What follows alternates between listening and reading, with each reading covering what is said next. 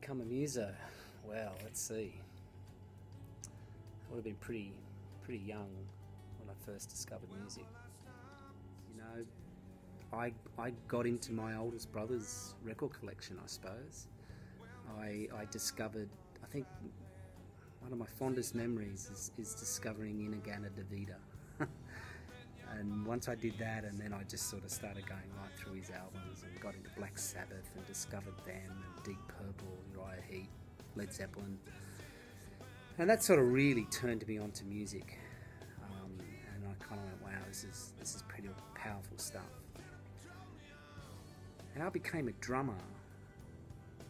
I think I wanted to be a guitarist at first, you know, as every young muso I think starts off in that way.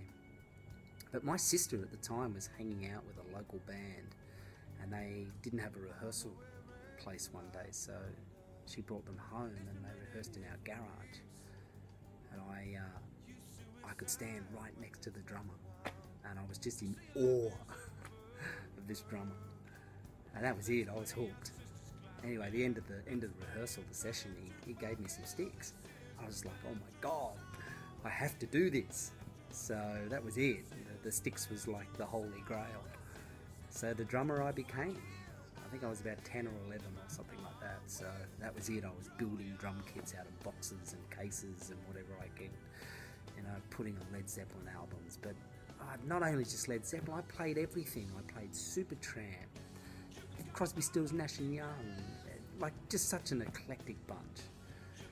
So went through school, left school as quick as I could, and started playing.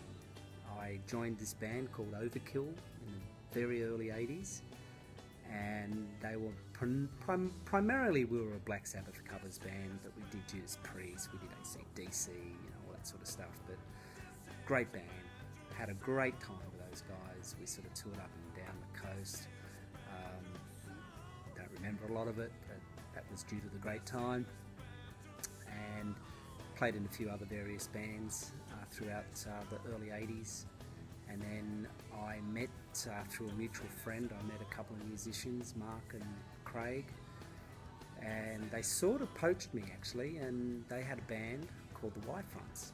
And they were sort of a bit of a covers band, played a lot of Steve Miller stuff, but they also wrote originals. And I went, wow, this is cool. And then 12 months later, Craig, who was the singer-guitarist, I didn't realise at the time, but he wanted to be an actor.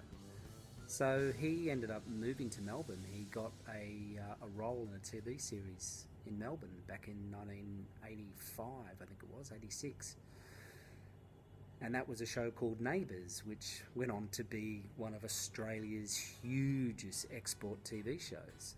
Ginormous in the UK. So Craig became this huge TV celebrity. Anyway, I sort of continued on being a muso and played in and out of bands, toured. I got into the theatre industry. I had to come up with some way of paying my rent in between gigs. So I didn't want to work in cafes like every other unemployed actor or muso. So I started doing lighting and working in backstage doing lighting, which was great. I could mix the two. So that's what I did. That's what I've done pretty all my life. And then about end of 88, Craig rang myself and Mark, the bass player, back up and said he wanted to put the band back together.